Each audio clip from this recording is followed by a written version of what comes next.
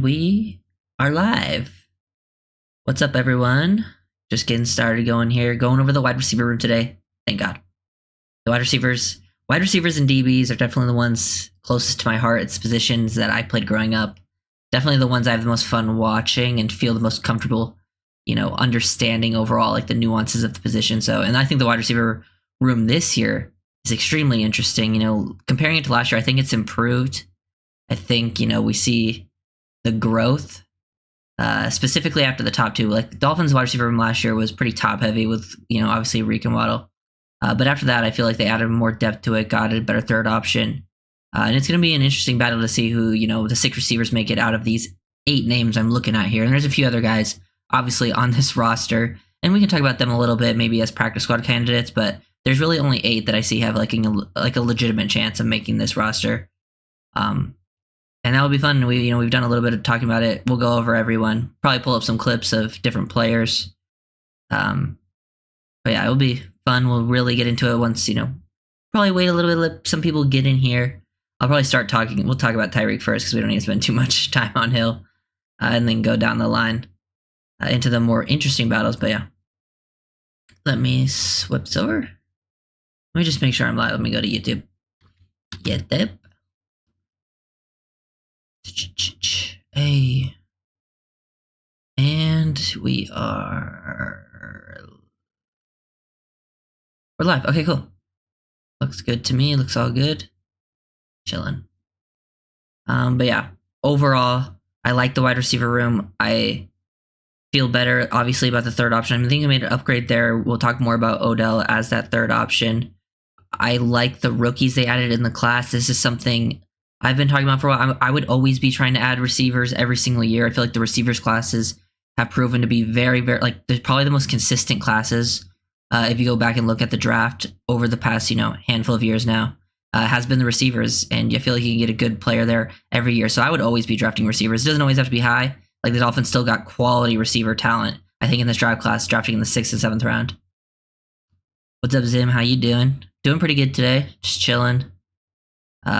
Can't wait for the season to actually happen, Really? Because this is kind of the lull part of the season. Definitely one of the slower parts overall. But once we get into training camp, football will start to pick back up. And then August we'll get into the preseason. And honestly, I'm super excited to see the preseason because I want to see. I feel like I probably like the preseason more than most people because it gets a first, last year, made a lot of preseason videos. Those videos did pretty well too, and it's your first look at some of these guys in NFL action, and I feel like you can learn some things about these players, especially the younger guys. I guess we can talk about Tyreek first, because why not? We'll go real quick. I mean, nothing really to say. Break down his game. Everyone knows who Tyreek is. He's, I think, at worst, a top 2 receiver in football. He's either number 1 or 2, in my opinion. Super explosive. If he stays healthy, I expect him to put up basically similar numbers to last year. I think the only take I might the only thing I could see different, I wouldn't be surprised if this year Waddle's numbers are more comparable to Tyreek's, just into the system. I feel like Waddle's looking as explosive as ever, understanding it, and if he stays healthy, I feel like they're going to put up more comparable numbers than maybe in the past, but Tyreek's still going to go absolutely crazy. Probably see more attention than ever. And then maybe, adding Odell might help him out potentially, and all the weapons they've added, because, you're going to see more Achane. They added, potentially more guys to the tight end room that could see some attention. So if those guys start eating up targets, getting like Tyreek, because Tyreek and Waddle are going to see a lot of attention early on, but if those other guys can be effective while those guys are eating up, double coverages, then teams might not be, doubling Tyreek as often because, the other weapons also demand some attention, so that could definitely help him out. But at worst, he's at least, helping other guys get good looks. Him and JJ are 1A, 1B. Yeah, I agree. I have him and Jefferson as the top 2. I think it just depends what type of receiver you're looking for, if you want, and kind of what receiver you prefer, because they're a little bit different. But yeah, do you think would do better, Malik or Taj? Yeah, I'm a big fan of both. So, but I would say Malik personally. Yeah, he looks like more fit, more explosive, just everything all around with Waddle. We'll talk about Waddle now too, because I don't need to spend a lot of time talking about Tyreek. People have questions, we can talk about Reek more, but we know who he is as a player. But I do want to spend a little more time on Waddle compared to Tyreek. Don't need to spend as much time on him either, but I'm very high on Jaylen Waddle. I think a lot of people know that. As him as a player, I see him as like a top 10-ish player in this league, and that's very good considering how many good wide receivers are in this league. I feel like if Tyreek wasn't on the Dolphins, Waddle would be seen as a top 10 guy. I just think with all the attention Tyreek gets, they think that helps Waddle out a lot. But if you watch him, man, he absolutely can take over games. When he's gotten his chance to be that main guy, he's done it. He's had maybe the best start, probably the best start Dolphins receivers ever had in Dolphins history in their first 3 seasons. So wouldn't be surprised if by the end of the day, Waddle is seen as one of the better receivers in their history, if not the best. If he sticks around the whole time, just like a longevity thing. But he's so explosive, very fun to watch. I feel like his route running gets underrated because people just think of like this is something I've talked about with Achane, because Achane's so explosive fast. That's what people talk about. I think his vision gets underrated, like how smart he is as a player, how good contact balance he has, play strength. I think that's kind of similar with Waddle. People know how explosive he is, his change of directions. He can make guys miss. I feel like people underrate how good of a route runner Waddle is. Like, he knows how to set people up. Like, he understands the pace of his routes. Very smart player, and it's just like very subtle things. And obviously, the explosiveness plays into that. And he gets his one-on-one looks. Let's see if I have anything. And I think another thing to notice is the Dolphins. I think it gets underrated because the Dolphins don't face a ton of man coverage. This plays back versus the Lions. And the Dolphins are they're getting doubled across the board. Like Tyreek's getting doubled and Waddle's getting doubled. But this safety that's doubling Waddle is out of the play, and Waddle just cooks him off the line right there. So you go back and look at this, like you can't like press these guys. And where like receivers really get to show off like their route running chops is in these press man situations. And, soft press, off man, whatever it is, man-to-man coverage at the end of the day. Dolphins rarely face that because of how good their guys are at beating it, and they're also very good versus zone. But that's kind of more of a Tua stat, I think, overall, too, with how good they are versus zone. I think Tua plays into that. But that's why I think you don't get to always see, like, their route running chops at their highest, because it's, like, the offense is so based on, like, just getting to your spot at your timing. They're facing zone coverage. You don't need to, route people up. But I think that's an underrated part of their game. How many are we going to keep is the big question. 6, and who are we keeping? Yeah, I'm going to get into that. I think we're going to keep 6. I've been saying that. I don't think we're going to keep more. And if they do keep a 7th, I've talked about it, they could keep Fortson as like a 4th tight end, or a 7th. Like if they want to keep Julian Hill as well and they keep 4 tight ends, you could see Fortson be like a 4th tight end / 7 receiver type, because he is kind of a half and half type player that can play receiver and tight end. If they want to keep like an extra body there, I think it would be that guy. Or they just keep Fortson as your 3rd person. But I've talked about it, and I can just go into it overall on who I would keep, because I think your obvious top 3 are Tyreek, Waddle, Odell Beckham. To me, that's obvious. Those guys are for sure. To me, the guy that I feel like the next most confident about saying is actually Malik Washington as your 4th. I don't know if he's going to start the season as your 4th receiver, but I think by the end of the season, he will be that guy. I wouldn't even be surprised if he ends up getting even taking some reps from Odell at times. That's how confident and how good I think Malik Washington is as a player. So I feel confident about him making the squad. We'll get more in depth in him as well. Then after that, it's tough. But I'll really get into that and the guys I would keep later on. I think after that, it's a toss-up. There's players like Berrios, Cracraft, Ezukanma, Taj Washington. Those are the other guys I think have a chance, and I'll break that down more later when I get into them. But just finishing up Waddle, underrated route runner, doesn't get enough credit overall as a player. I think he's a little underrated because you see these lists and people where they rank them. I think there are certain things he does need to work on. I think like hands-wise, I think he jumps too much at the catch point, which can limit his ability after the catch, being ready to make people miss instantly. But he's so athletic, he does make up for it that way. But yeah, definitely one of my favorite players on this team overall. Then Odell Beckham Jr., your 3rd option. I think a big add, specifically for the reason of him beating man-to-man coverage in 3rd down situations. We've heard McDaniel talk about it. Here to see just Odell cooking people off the line. And I also think Odell is like, he can play slot, but I actually think he's going to see a lot of reps on the outside. He'll also see reps in those 2 receiver sets. They do have a lot of rotating. Love how quickly he's able to win off the ball here on a slant. Timing it well, knows how to route people up, set things up. He can also be a deep threat, work within the timing. He has some experience within the system. But I think having Odell out there, you can move Tyreek and Waddle around. They both have experience playing outside, inside. They can do both of those things at an extremely high level. And then having and then Tyreek and Waddle were getting double teamed. So having Odell, who's clearly better than what your third option was last year, that can consistently win versus man is so important, because cover 2 man was really what slowed the Dolphins down in those obvious passing situations at the end of the season. Because usually your biggest cover 2 man beater is a more athletic quarterback, which I also think they've kind of they added Odell. I think they're using Achane more as a receiver. They added Jonnu Smith, Jody Fortson potentially is another tight end that could win in reps. They also added players like Malik Washington, Taj Washington, who are great at beating man-to-man coverage. And then Tua also lost a little bit of weight. So it's all these things I think sort of adding up to,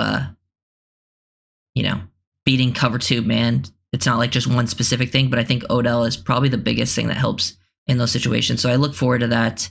I think he's a good add. They got him cheaper than expected. I don't know why I can't recall what the contract was off the top of my head, but I do know it was pretty good. That was at least how I felt when I first initially reacted to it. And he's got solid hands, very solid hand catcher. Needs some more consistent hands on the team, I think. Because for how good Tyreek and Waddle are, they will have some cases of the dropsies at times, which you got to take with how explosive they are. The offense kind of runs through those 2 at times. So, but yeah, those are your top 3. Then into everyone else on this list. I'll go with Malik Washington as the 4th guy, because I love Malik Washington. He was one of my favorite players to watch in the country last year. Yeah, I had a lot of incentives, Scotty. That's what it was. It's crazy amount of incentives that could raise it up. But Malik, slot receiver out of Virginia. Dolphins drafted him in the 6th round. I had him as a late 3rd, early 4th round player, so it's absolute great value in my opinion. I actually thought he was one of the more well-rounded receivers in the draft class, because one of his main weaknesses was his size. He has limited size, catch radius, those types of things. But to me, how you make up for size, there's a few different ways. You have to, obviously, usually when you're that smaller slot receiver, you have to have all the typical small slot receiver stuff, which he does. He's quick, he gets out on his breaks, understands how to set people up with his routes. He can find soft spots for his zone, win versus man coverage down the field. I made so many videos on Malik. And then what I think separates him is a lot of things small guys aren't good at is making those tough catches. He's got really reliable hands. He makes a lot of tough catches in all situations, all over the frame. It could be below the frame, above the frame. He has an insane vertical to make up for that lack of catch radius too, which I think it helps him a lot. And then I think another big thing is yards after catch. But he plays bigger than his size yards after catch. He can make you miss, but he can also break a tackle because he's kind of built like a running back with his size, because he's shorter but has some stoutness to him. But making multiple plays all around the field, very just well-rounded. Size was his biggest weakness. And if that's your biggest weakness, I feel pretty strong about you, because he makes up for it in so many other different ways. Feel very confident about him making the team and possibly, making a decent impact for a 6th round rookie in his first season. Big fan. Just I kind of look at it like this. I go from the start of the play to the finish. How is his release off the line? He's got a good release. He can set people up, the release, and then we get into the route stem. He understands how to work angles, route pace, set people up. He'll use his eyes, body to manipulate. And that's versus both man and zone coverage. He can get into good spots versus zone as well. And then we get to the catch point. He makes plays at the catch point, whether it's contested or uncontested, above the frame, below the frame. And then once he gets the ball in his hands, he's also very, very good there. Insane body control, balance, those types of things make you miss. Best vertical in this draft class, I think. Yeah, it was definitely up there. I'm not sure about the numbers off the top of my head, but I'm pretty sure it was 42.5. And that might have been this, and that's actually ridiculous because that guy floats when he's going up in the air. So yeah, feel very good about him. Might as well just go into Taj next, I think. Because why not? I think we go to Taj because, let me pull this up. There we go. Okay. Going with Taj next because, we were just on the rookie is another guy that understands how to get open versus man coverage. Very good man-to-man route. He was same with him and Malik are both very good at running the slot fade, getting open, down the seam. Both vertical threats for smaller guys and very reliable hand receivers, which is good. I think Malik's more athletic overall than him and is stronger after the catch too. But I think Taj does a really good job of working vertically, getting open. I actually think he's a really good route runner and knows how to change up his pace, attack man to man. I actually think Taj had some of the best stats and statistically he was one of the best receivers in the country versus man to man coverage. And even though he's small, he does a good job of playing pretty tough for his size. I actually thought he was the best receiver at USC, and USC had some good guys this past season. He was Caleb's most reliable option. And I think, this is where we start to get into the talk of who makes the team. That's some good route, change of direction, running the hook, making a strong hand catch away from the body. He's also very good off script, which hopefully with Tua losing some weight, he makes some more plays off script because Taj and Caleb was a big off script QB. That's kind of where he, made his money coming out of college. But him and Taj worked really well together in those areas. We'll kind of let that run, get out of there. Oh, closed it, whatever. But yeah, I like Taj a lot. I don't think he's a guarantee to make the roster really at all. He's a 7th round rookie. Those guys are usually, I would say, have a tougher chance to make the roster than usually making it. And I think when you look at this room, he has a tough battle. But if he shows out in training camp and has a good preseason, I think they're going to have a tough time getting rid of him because I think he would get claimed instantly. So personally for me, I think I think unless Taj really disappointed at camp, I would keep him for sure. And I'll talk about some of the other guys because I would keep Malik and Taj, younger players. And usually I think teams would shy away from that because after your top 3, you kind of want some reliable guys in case injuries happened. That's why because I was thinking they keep Malik, Taj, and Ezukanma, and that would be your 6 with your other 3. But those are younger guys who maybe aren't perfectly understanding the system. Malik and Taj are smart players, so hopefully they can get up to pace fast. And Ezukanma was never the super understanding route run type, knowing where to be. He's kind of more of a gimmicky gadget type. And then you have Cracraft and Berrios, who definitely understand the system more, know where to be. But the reason I feel confident with keeping guys like Ezukanma, Malik, and Taj is because I think you can cut Cracraft. I've talked about this a little bit. Cut Cracraft and then keep Cracraft on the practice squad and then elevate Cracraft throughout the season. He would be pretty much on the roster because he'd probably be active most games. Because he would be a guy that you could easily rely on to rotate and give you snaps. He understands where to be. Him and Tua have good chemistry. He's a good blocker. And I think Cracraft out of these 8 has the best chance of going through waivers, getting to the practice squad for you. I would feel the most confident about that. And it makes me feel good because it's okay, Malik and Taj do need some time. You can keep them on the roster protected. Get Cracraft his reps early. Ezukanma has been in the league enough now where he can, finally see the field, hopefully not get injured. And then I think you move on from Berrios personally. I think Berrios has his best chance of making the roster because of the returning stuff, and they probably trust him. But he's a slot receiver. They drafted 2 slot guys in Malik and Taj. But I'm kind of leaning in the direction of keeping Ezukanma, Malik, and Taj Washington on the roster, younger guys with higher upside, and then having Cracraft on the practice squad, but still seeing plenty of playing time because he's super reliable, especially if you get these guys up to speed as the year goes on. Taj is the only wide receiver I think gets grabbed off waivers in my opinion, so he beats out Cracraft and Berrios. Yeah, I agree. Cracraft probably gets to your practice squad, and then Berrios, I'm not sure how it would work with Berrios. I'm guessing he would get probably not claim, but he would get he'd probably sign somewhere else rather than play on someone's practice squad. You know what I mean? That's why I was thinking, you keep Cracraft on the practice squad. If Berrios wants to stick it on the practice squad, I'd be down for that too. But I think Ezukanma, Malik, Taj, they would all get claimed. And I don't think they cut Malik, so. It is going to be a dogfight for sure. Yeah, I agree with Scotty. And if you can trade Berrios, that'd be great too. I don't think that's a guarantee, but it wouldn't be impossible. We'll definitely have the shortest wide receiver group in the league. Yeah, I think that's another reason Ezukanma probably gets a bump up to make it because he is so different compared to the rest of the receivers on the roster skill set wise, and he kind of has a skill set I think the Dolphins want to.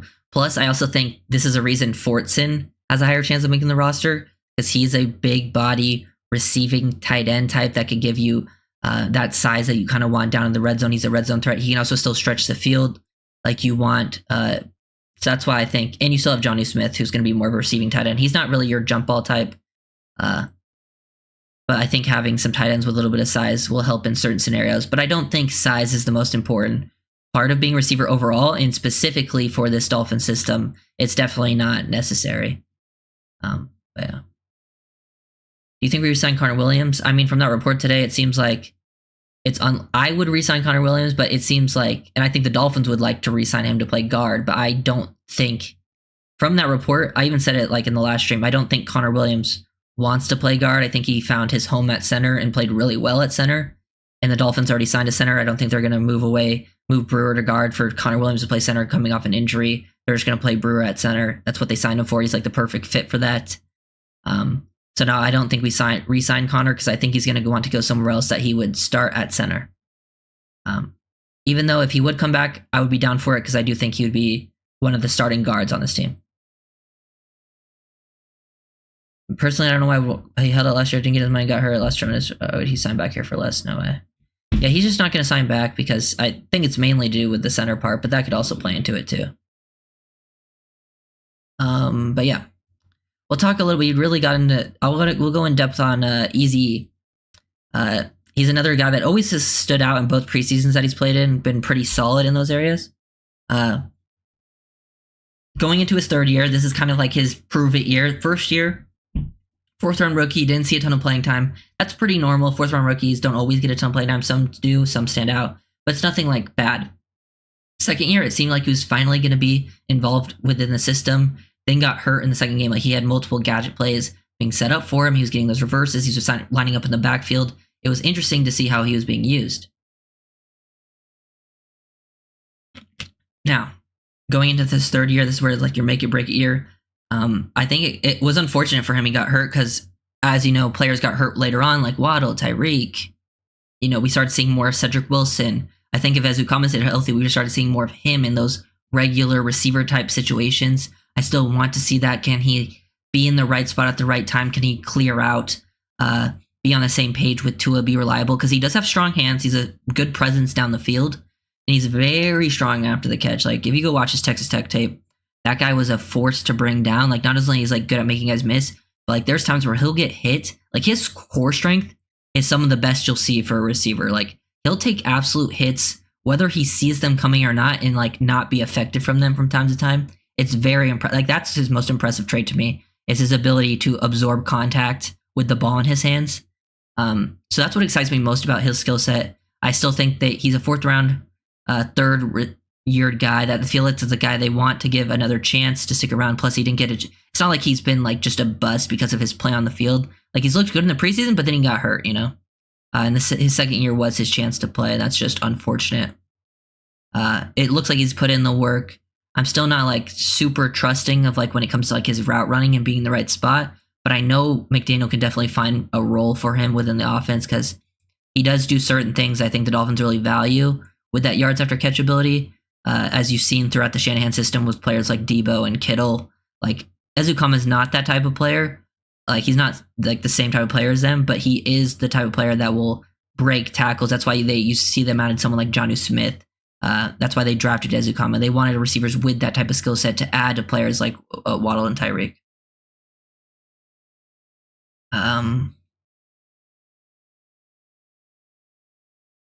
I would resign him because Aaron Brewer's not good. Honestly, there's no way they're making Aaron Brewer the backup. They paid him $7 million a year, and honestly, I don't know where the Aaron Brewer's not good stuff has come from, because I watch Aaron Brewer's tape, and that guy is legit. He's one of the best run blocking centers in the league. Yes, his pass protection needs some work. I don't think it's as bad as people say. And the Dolphins system will completely help him out in pass protection and protect him for a majority of his reps. Like, he's not going to have a lot of true one-on-one reps in pass protection. So it's not something I'm super concerned with. Plus, I think he's going to absolutely excel in the Dolphins running system. So I think he'll be a better run blocker than Connor was. Won't be as good in pass protection, but it's not as important in this system. Personally, I love the Brewer signing. It was one of my favorite signings. Let's go Panthers Stanley Cup. Not Malik Cup is going to Canada. Well, I wouldn't evaluate Brewer as horrible at all. Yeah, he wasn't horrible. I mean, I know there's like a big O-line guy on Twitter. What's his name? But he loves Brewer. Can't remember his name, but he's like, all he does is study O-line. And when you watch, Brewer was one of the, like, that guy's movement skills are insane. But yeah, definitely has some work to do in pass protection. But I think people are, maybe they're used to how bad the interior O-line is in pass protection, but they're thinking of like pre-McDaniel times. The center in pass protection is not super important within this system. The Dolphins slide their protection, run so much play action, like the center rarely sees any true one-on-one reps. Now who next? Yeah, we talked about Cracraft a little bit. We'll talk about it more. Cracraft, I'd love to see him stick around. I wouldn't be surprised if he just makes the roster anyways, because River Cracraft always seems to be here. And it wouldn't surprise me. You never know with injuries too. Like if injuries happens, any of those 8 can make the roster. That would just make it easier. But I wouldn't be surprised if Cracraft just made it straight up. They keep him over, maybe a Taj or something. But I think ideally I'd love to see him on the practice squad and just still get playing time, because very reliable blocker, very reliable hands, always in the right spot, knows this system. Him and Tua seem to have a good chemistry too. Like whenever Tua would target him, it seemed to just be completed. Yeah, I love having Cracraft around. He got injured last year, which kind of actually kind of hurt us at times because we needed some receiver depth. And I always felt like Cracraft was much better for this team as the next option than like what was his name? Robbie Chosen. No, Chosen. What was? I don't forget which one he was by the end of the season, but it was Chosen something. But yeah, Cracraft was definitely better. Yeah, I don't think Connor Williams is returning either.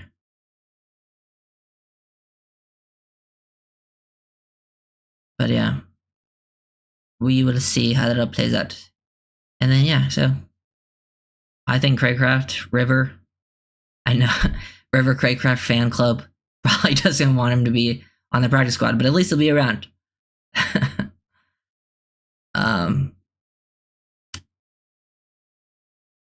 Then Braxton, yeah. So Braxton Berrios, I think the writing is kind of on the wall. Looks like that to me either. Like it wouldn't surprise me if he made the squad. Like that wouldn't surprise me at all. But to me, you draft 2 guys like Malik and Taj from that play the slot, are just more talented players in my opinion at this point. Berrios, you could move on from him, save some money on the cap space too. Really didn't play that much either since he's been here, like actual playing snaps and like 2 receiver sets. Like he really could only play on like 3rd down situations when the Dolphins are going like empty, and he could be like an option there. But really the main impact he made was as a returner. He was a solid returner. He was very reliable. I've used that word a lot. He's a reliable guy. No fumbling, all of that stuff. But to me, like if anyone takes his returner job or like does a decent enough job, like he's gone. At least that's what I would do personally. Yeah, Garrett, that's what I was talking about that earlier. My plan would be to keep obviously Waddle, Beckham, Tyreek, and then as your next 3, it would be Malik, Ezukanma, and Taj Washington. That's who I would keep. You have like your main 3, and then your next 3 are kind of like upside guys. Now, I don't think most teams would do that, like younger upside guys. They usually keep a player like Cracraft, but I think you can keep Cracraft on the practice squad and then elevate him, and then he would definitely get a lot of playing time throughout the season, especially early on. While maybe your younger rookies are getting a little more acclimated to the NFL, you have like another 4th guy who's a little more understanding of the scheme, could play right away for you. And Cracraft, out of all those people, as you mentioned, like Taj would get poached immediately. I think he would get claimed instantly as he went on waivers. Cracraft most likely gets through. I don't see him getting picked up, and he would be. I think he'd be smart to come back to Miami's practice squad because he would still see playing time, and he would obviously has a very good understanding of the system and all of that stuff. So yeah, that would be my plan, is Cracraft to the practice squad, but he would still see plenty of playing time. Really, out of all these 8, I would just let Berrios move on. I don't see Berrios really coming to the practice squad, and he would just go somewhere else to a different team. But the rest of the 7 would still be at least around on the squad. but Cracraft to the practice squad because he would be the only one that makes it there, in my opinion. Yeah. It seemed like really the only time he was targeted was when it was like those third down situations. Dolphins went like empty usually, and he was like in a to the 3 receiver side, and he would get like an isolated matchup and would just either sit down versus zone, find a soft spot. Like he was good in that, but anywhere else, it was like a few clutches. He probably had his best impact in week 1 versus the Chargers because he made 2 clutch catches, or he made like 3 actually when Tua was off script in that game. But other than that, there was not a whole ton of impact, and I think you can get more out of the rookies.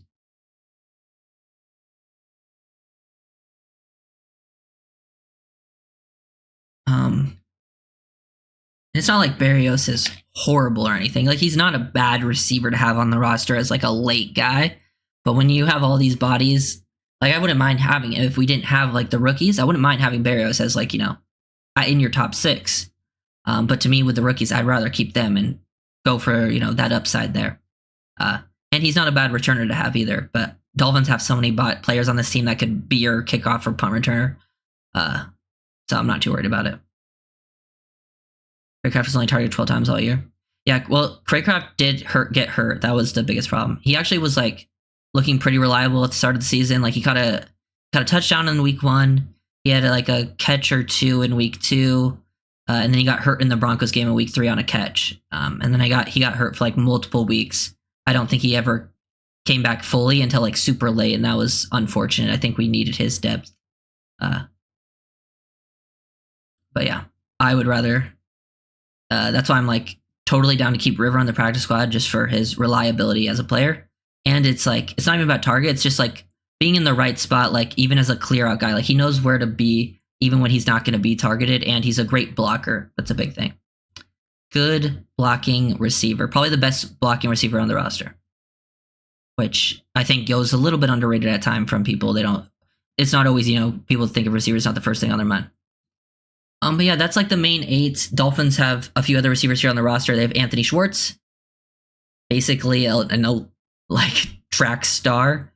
Not a great football player though. Like you watch his film, doesn't really seem like he knows what's going on. Not great hands, not very reliable. Lots of speed. Maybe he makes a practice squad. Who knows? Don't really expect an impact from him though. Braylon Sanders, he's been around now for a couple years. He hasn't really seen, I think he saw 1 playing time. Didn't he have like 1 catch versus the Lions and then he fumbled it? And then that was pretty much, unfortunately, probably the last chance he was going to get. Don't really have too much to say about Schwartz and Sanders. Don't really have any expectations there. But Jaquan Burton, an undrafted rookie. I actually wouldn't mind keeping Burton as a practice squad guy because he's very intriguing. That guy is an athlete, man. Like he is super freaky athletic. And very powerful too. Like he's got good play strength for his size, tough to bring down, and has great like speed and vertical. So he has some intriguing traits to work with. Like he needs to like learn, the nuances, the details of the game from watching his film. I think he's Florida Atlantic, right? But he's a UDFA that I wouldn't mind keeping around on the practice squad. Don't think he has a chance of making the roster. There's too many bodies there. But Jaquan Burton, out of like the next 3 guys, like if they were gonna, keep another receiver on the practice squad, because usually, sometimes you keep like a couple receivers on the practice squad. I would rather probably keep Burton as like the developmental guy in your practice squad, because Cracraft would be like your practice squad guy you can elevate and get playing time, but you keep Burton around just for like, hey, maybe this guy develops and he turns into something. Most likely not, but you never know. And then for me, just going into the future of the receiver room, I'm still drafting receivers every year. I've already looked at the next receiving class. There's good players there too.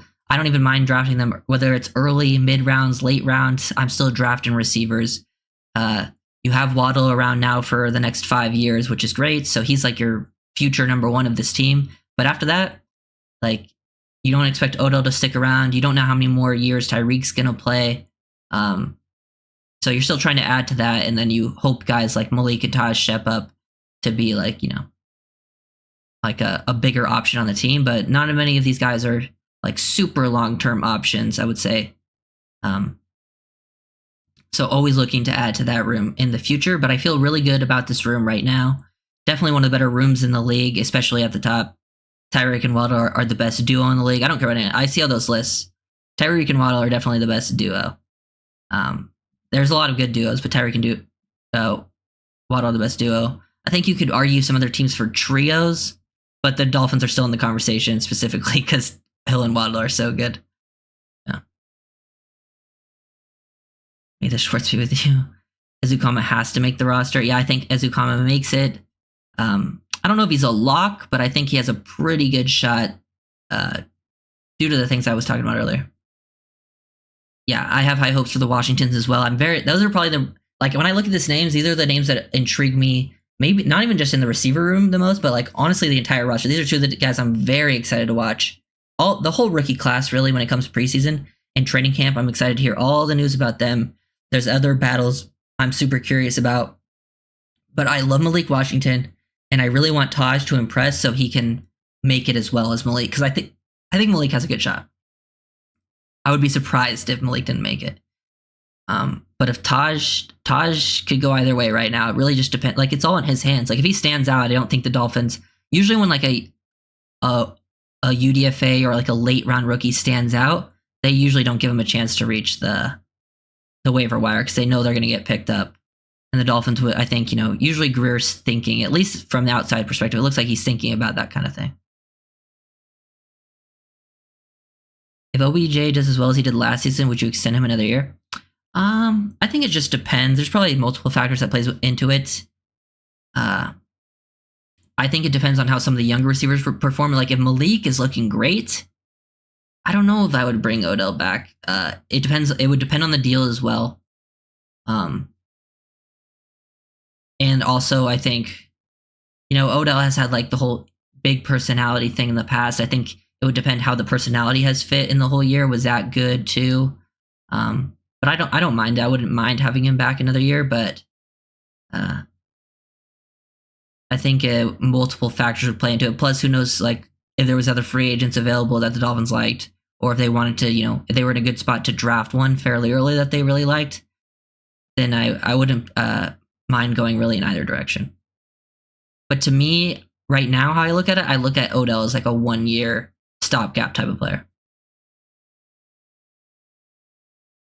Easy will get snapped up if he's cut. Yeah, I agree.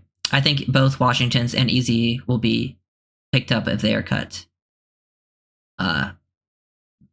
Cracraft, you probably get to the practice squad, and Berrios probably just signs somewhere else. If I had to guess, he probably wouldn't want to stick around on the practice squad. Because I think a team would want or we even talked about earlier, I could even see a team potentially trading for Berrios just because of his returning thing. He's such a he has a good pedigree as a returner and just being reliable and stuff.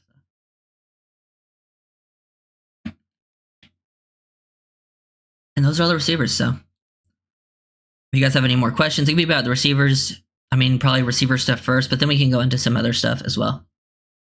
If you guys, that's pretty much, that's everyone on the roster. We can talk. I talked about Fortson and the tight end stuff, but Fortson kind of would be, if he makes the roster, is kind of a part of this for him. He's a big body receiver.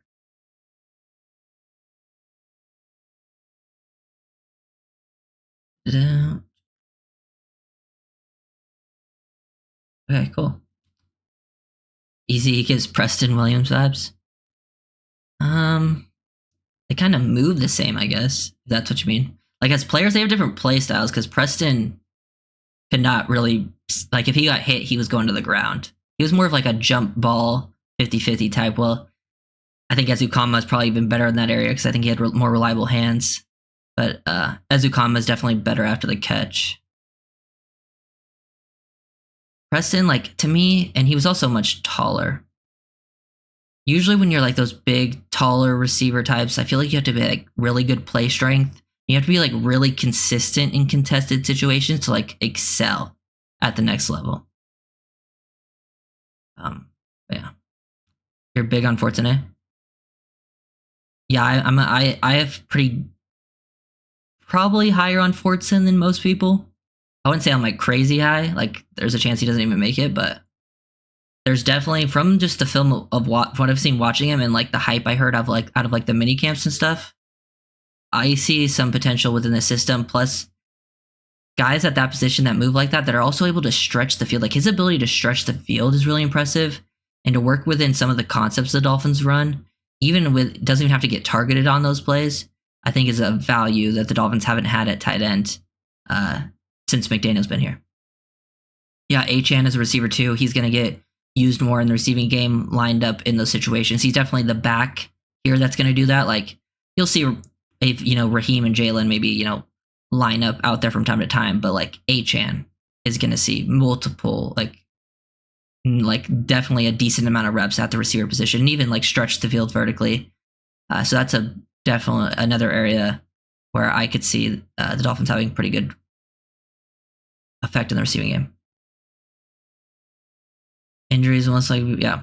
Injuries could affect just who makes the roster in general. You never know with injuries when it comes like training camp preseason. So any of these guys get injured, it could lead to you keeping someone else on that maybe you weren't expecting. Don't really want to use names because I don't want to put that out into the world of like certain players getting injured. So hopefully no injuries happen, but that kind of always mixes things up a bit when it comes to like trying to predict who makes the roster. That's why I never try to be like 100%. It's like, unless it's someone who's obviously going to make it. Yeah. I do want to say this is probably the best, like just looking at this roster, probably the most talented roster the Dolphins have had. I mean, since I've been alive, at least. Top to bottom, lots of good names here. And it could be even better if some of the younger guys step up and play better than expectations, but yeah. Didn't hear, do both Washingtons make the team? Sorry if you answered. I have it where they should make the team. I think they should. I'm not going to say they both do, but here's kind of what I'm thinking. So obviously the top three, Waddle, Tyreek, OBJ, they make the team. And then after that, I was thinking you keep Malik, Ezukanma, and Taj, right? Your younger guys, they're kind of your younger guys with higher upside. I think Ezukanma makes it because he has a different skill set to the rest of your receivers. And it's his third year. Usually your third year is like your make or break kind of year for you. So I think he gets another chance. He's still young. I think Malik makes it. He's just very good. I love Malik Washington. And then Taj, I think he's got the toughest shot of making the roster. But if he impresses in training camp or preseason, I don't see the Dolphins letting him hit the waiver wire because he'll get picked up instantly. So that's why I'm thinking you keep Malik, Taj, Ezukanma because they get picked up on the waivers. You let Berrios go, and then you cut Cracraft, but then you keep Cracraft on the practice squad because then Cracraft could still get elevated, and he could play because he understands the system. So if Taj, Malik need some time because they're still younger rookies learning the system, understanding the playbook, those types of things, then Cracraft can be there ready for you early on. That was what I would do. Right now, I'm leaning. That's my guess of what happens, actually, too. My guess is that is what's going to happen. So I would lean, yes, he makes it. But Taj is probably the biggest question mark, I think. Malik, I feel strongly about making it.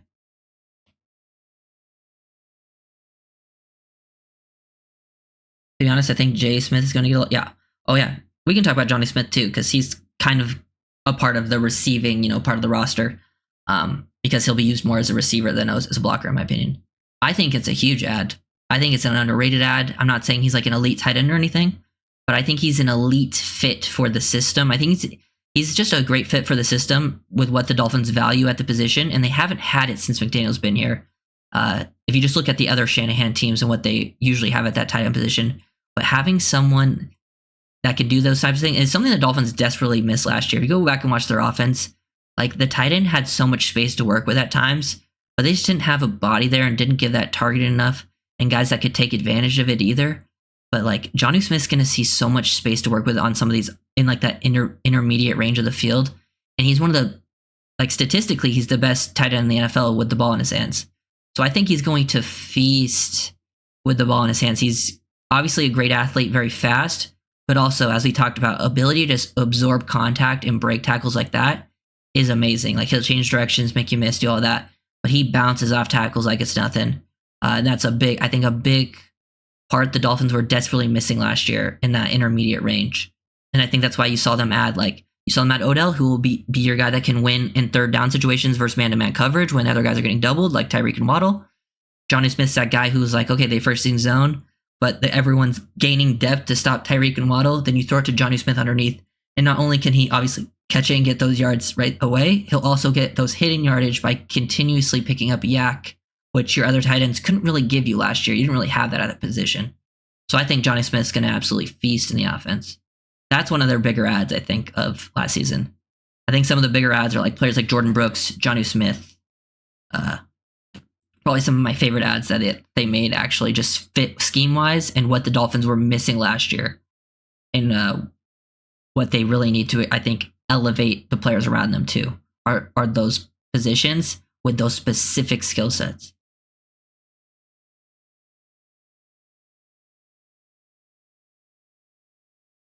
Gotta keep Washington's on roster or they definitely get stolen off the practice squad 100%. Cracraft doesn't get taken. Yeah, I agree, Corey. That's kind of what we've been talking about here. Definitely the ideal situation. But you never know. Maybe, say Taj doesn't impress in camp and they're just like, this didn't work out. We saw them last year. Last year, the Dolphins cut their 6th and 7th round pick and Elijah Higgins and Ryan Hayes. And they both got claimed. I think Ryan Hayes ended up getting cut later on, so they got Hayes back. Like Hayes is on the roster here. He ended up coming back to the practice squad, but they both got claimed. So usually if you have a drafted guy, it doesn't matter usually where they're drafted. Those guys are fresh in the scouts' minds, and those players usually get picked up. So also Campbell, yeah, I think Campbell's an underrated one too, especially with what they got him for. He'll be a nice value just in that room specifically too. A lot of good pickups. I think free agency wise, this is the best work I've seen with what the Dolphins had cap space wise. I think this is the best work I've seen this front office do free agency wise, just with value deals, scheme fits. Like they didn't even need to sign like any like crazy big names to crazy big deals. It just felt like everything was like good value, smart move. Like they brought in Kendall Fuller, not on a crazy contract, but as a good cornerback too, and it was an upgrade over Howard, and they got him for less than what Howard was making. Just good, solid move. Got Jonnu Smith for cheap, Calais Campbell for cheap, Jordan Brooks, Aaron Brewer you didn't break the bank for those guys. You got a Jordan Poyer for super cheap. All these players. Just felt like, and then draft wise, I thought it was probably the best day 3 draft I'd seen from them in a while. Day 1 was solid. Day 2, I've talked about that. Not my favorite day 2 they've ever had, but yeah. People just want to play here now. Yeah, I think that's a big part of it. I've seen people credit Greer for agency. I also think McDaniel, and specifically McDaniel, deserves a lot of credit. Also, players like, especially the players like Tua, Tyreek. I think players like to play for them too. But McDaniel, I think, also deserves a ton of credit just for like one, how smart of a brain. Like he's a very smart person. I think people see the scheme and they think like, okay, and his personality. I think people really want to. He just seems like a fun guy to play for. Definitely, he's created that environment that seems a lot of people want to come for. So yeah, CC for vet minimum. They got Marcus May as your third safety for basically vet minimum too. Like big things. But yeah, that's a big thing I think about this year is because when you looked at the start, like before, like people were kind of freaking out about the cap space, and they really made the most of it for this season. Now they pushed some of the problems back in the years that the Dolphins will have to figure out cap space wise. Like I forget what year it was, but especially next year, they definitely pushed some of their problems back, which a lot of teams do. And they'll have to figure that out with, manipulating cap, potentially cutting some guys you don't want to, but you're kind of in your window where you need to win now, and they did a really good job of building that roster. And I also think players really wanting to come play here really helped that out because they got probably a few players for less than they expected. Plus, also, I think, the no state tax probably helps them too. Because I think players are like, we can make a little bit less, it looks like we make less contract-wise, but the state tax really helps them, make more than some other players. Yeah, Barrett too. Shaq Barrett, another one. It's like every player on here, man.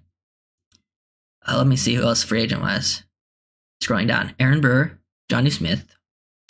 This is out of like the starters on this list. Calais Campbell, Tier Tart, Jordan Brooks, Kendall Fuller, Jordan Poyer.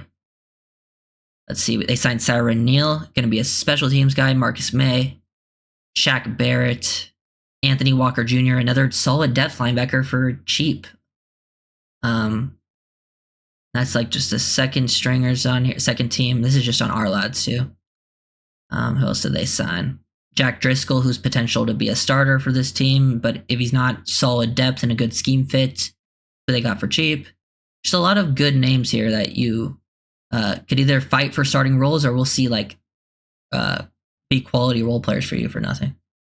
It's definitely Super Bowl or bust. Yeah, I feel like this is definitely the year with your best chance. I do think I still think there's like a nice window here though. Like after this year, if it didn't work, like I still think there's like you still have a couple of year window where you kind of have to do some work next year. It depends what they want to do. Do they think next year is like, okay, we can kind of, hit a little bit of a restart, not like restart and rebuild the team, but like kind of reset some of this cap now, or we can push it more down the line. I think that just depends on how they want to maneuver that window, Yeah.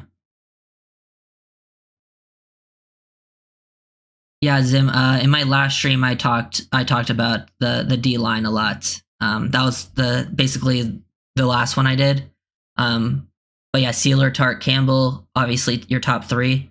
And then I talked about it. I think after that, I think you can keep 5 or 6, but I think you have the next 4 fighting for those spots with Gallimore, Benito Jones, Deshaun Hand, and Jonathan Harris.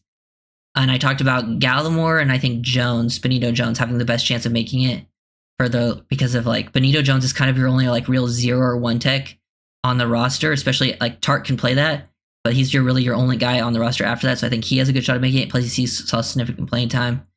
And then I thought Gallimore has a good shot because he has familiarity with the Dolphins D-line coach. He kind of usually players who are drafted higher usually have a higher pedigree and higher chance, I think, and that's what Gallimore was. Plus he's a pretty good penetrator too, so I thought it would be like Gallimore, Benito Jones after them. And if they keep a 6, I was leaning Deshaun Hand over Jonathan Harris. Plus, I could see a lot of these guys sticking around in the practice squad. Like, I don't think a ton of these guys would get claimed, like a Deshaun Hand, a Jonathan Harris, a Brandon Peely, even the UDFAs. Like, even out of these players who don't make the team, I think there's a decent chance you could keep some of those guys around, potentially. They could get picked up, though. Like, I would say it's pretty 50-50, because Jonathan Harris was a player last year for the Broncos. Like, he played significant snaps. But it wouldn't surprise me if they cut him and he's still stuck around the practice squad.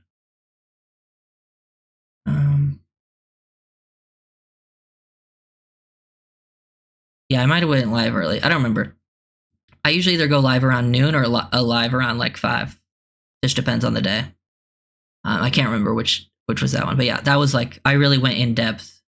But that was kind of like the quick notes on it. What's going on with Justin Simmons?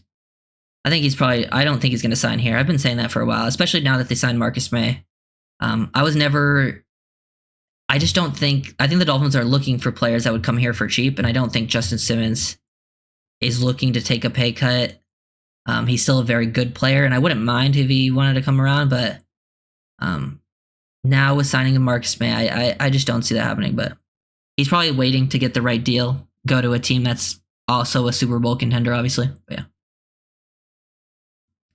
Okay, so we pretty much came to the end here, but any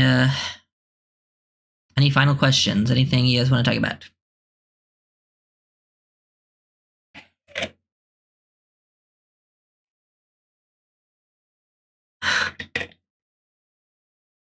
Because I am excited. We're getting closer. It's June 24th. I think training camp starts in the middle of July. We'll probably see a contract for Tua before then. At least that's what we're seeing reports, and it would make sense. So yeah, that'd be fun. Yeah. We just did, so we've gone through now. We've gone through the tight end group, the safety group, the D-line group, and the receiver group. I'm going to try to get through all these groups, up to training camp, maybe even through training camp. And things will probably change when training camp rolls around, because we'll hear about who's starting, who's getting playing time, who's impressing, those types of things. I'll try to think who I should get into next. Who should be the next group we talk about? Maybe O-line. We can do O-line as a whole. It's a lot of names. I guess I could do tackle and interior line. I'll just do O-line as well, but yeah. I just want football. Yep, I agree, Zim. I agree. I want the playing time. Especially football season is very busy for me, just for multiple reasons, because I have pretty much every job that I have involves around football. So yeah. And like I have to go to high school games for a job. I have to go to the college games at Tennessee for another job, and then obviously I'm making all these videos on the Dolphins. So Tua is going to get 50 million plus, bank on it. Yeah, that's what it seems like from the reports. I don't really care what the average on it is. I just want to see how the contract structure. That's what really matters. And the guarantees and stuff like that. So it'll be interesting. Plus, at the end of the day, it ain't my money, you know? I don't gotta pay him. But it should be fun. Always a good time. Oh yeah, I'll do a film break. I'm probably gonna do a film breakdown tomorrow. And it will be on I think I'm doing it on Jaylen Phillips. And I love Jaylen Phillips, one of my favorite players on the team. Jaylen Phillips also, I think he's the only Dolphins player that follows me on Twitter randomly. And I've said this, and I don't know if it's a hot take or not, but I thought Jaylen Phillips was our best defensive player last year. He was our most impactful last year before he got hurt. Got to go through every position, bud. Oh yeah, I will be. We'll be getting there. O-line next.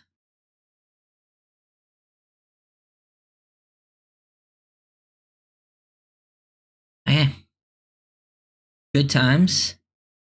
Does anyone has any last second? Oh, moving shit around. Any last second? There's about respect for our QB1. Yeah. And sometimes, you know, when you pay those big contracts, showing respect, I think, you know, usually you can paint your front. You don't want to paint your front office in a bad light. Like we talked about earlier about how the teams want to come to the Dolphins. Sometimes just making things easy for your players. Sometimes just paint them. It paints your front office in a good light. Players are more. You seem more welcoming. More players want to come play for you. Know, things like that. Plus the cap goes up so much every year. It's really about the percentage of the cap, not like they're taking up in comparison to other quarterbacks too. Okay. Thank you guys for watching. I will see you guys next time. Peace.